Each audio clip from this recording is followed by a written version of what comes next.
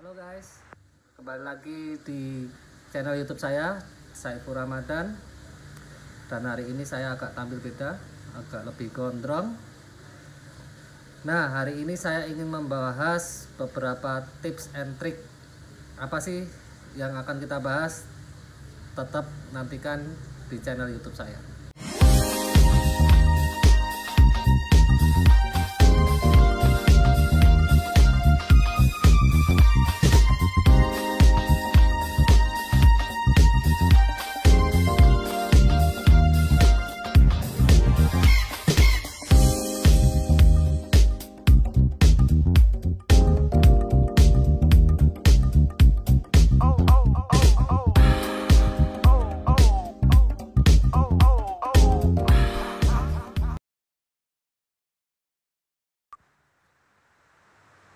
Oke, saya ingin membahas tips dan triks dalam membeli hewan peliharaan yang kita sayangi. Kenapa ini kita bahas? Karena kita harus lebih teliti, lebih detail, karena ini menyangkut hewan. Jadi ikuti tipsnya. Yang pertama yang kita lakukan adalah mencari informasi si seller atau si penjual. Nah, biasanya saya lakukan sebelum membeli ini. Saya cari dulu nih siapa si seller. Apalagi yang belum kenal, saya biasanya cari di Facebooknya. Nah, di Facebook kita bisa lihat itu apakah itu seller abal-abal atau tidak. Dia menggunakan akun fake atau tidak. Dia penipu atau tidak. Jadi saya lihat di Facebooknya, saya lihat pertemanannya. Apabila pertemanan cuma 5 atau 10 atau berapa, itu mencurigakan.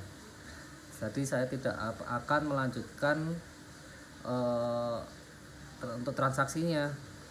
Terus kita bisa cek Instagramnya, terus kita bisa cek posting-postingannya di saat dia jual beli, ada di grup dan sebagainya, kan biasanya ada tuh. Nah, teman-teman bisa cek apakah dia memakai akun fake atau tidak. Apabila memakai akun fake, dapat dipastikan dia pasti penipu. Jadi lebih teliti lagi.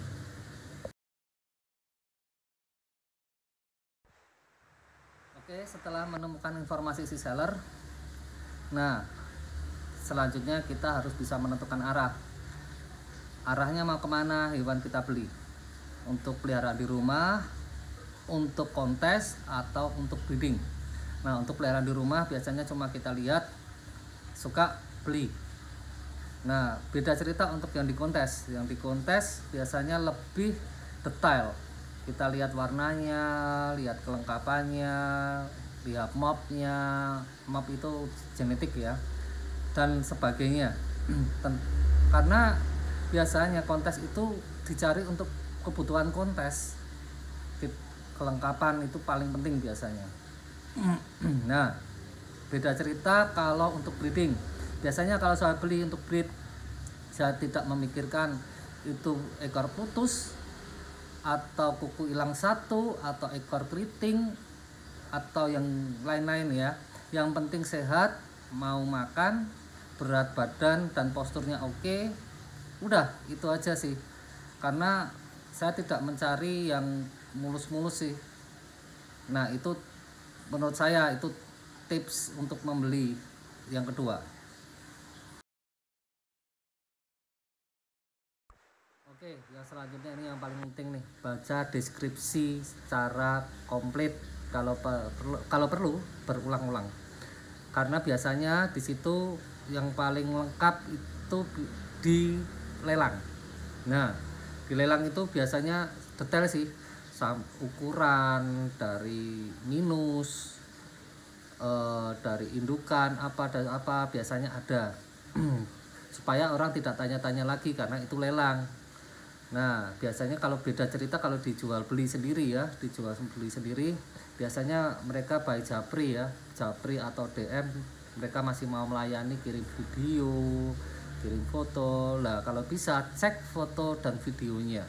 Biasanya di deskripsi itu dicantumkan 90% mulus atau 95% mulus. Nah itu berarti ada ketakutan apabila 10% kelewat mata. Nah itu wajar sih, kalau seumpamanya cuma sedikit itu wajar. Nggak ada yang namanya hewan 100% mulus, itu hampir nggak ada. Nah itu sih kalau saya, jadi kalau cuma minus sedikit sih nggak ada masalah, karena di situ di deskripsi sudah dijelaskan 95% atau 90% takut kelewat mata. Nah itu berarti resikonya yang 10 atau 5% itu ada di Anda. Monggo, tinggal Anda melanjutkan atau tidak. Kalau Anda melanjutkan berarti siap menerima konsekuensi itu. Oke ya.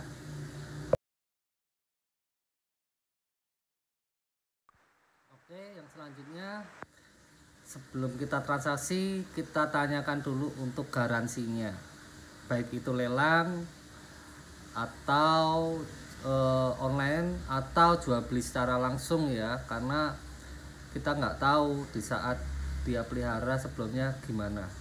Nah garansi ini penting, jadi garansi itu biar tidak cuma garansi pengiriman, tapi untuk garansi yang lain-lain seperti garansi makan, garansi sehat, garansi kalau dikirim umpamanya mati gimana. Nah itu ditanyakan apakah bisa. Kalau bisa silahkan lanjutkan transaksinya, tentu lihat sellernya dulu.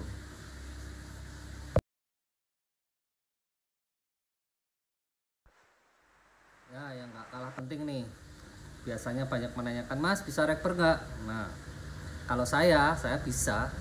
Ada beberapa seller yang tidak bisa rekber karena males ribet dan sebagainya, ada sih.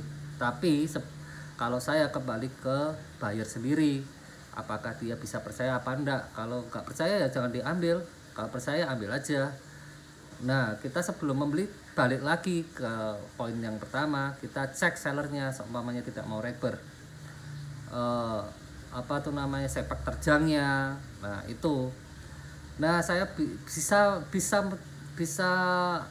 memaklumi untuk orang-orang yang meminta reber, karena zaman sekarang memang cari duit susah, banyak penipu. Kita cari duit, pamannya gaji 1 bulan kita habiskan untuk membeli hewan. Nah ada tuh korban yang ditipu, kasihan kan, sudah gaji 1 bulan hilang, kita nggak dapat barang apa-apa. Nah itulah gunanya rekber. Makanya saya sangat mendukung untuk teman-teman rekber. Kalau semuanya nggak rekber, cek sellernya apakah bisa dipercaya apa tidak, dan kembali lagi ke poin sebelumnya, bisa garansi enggak. Oke ya.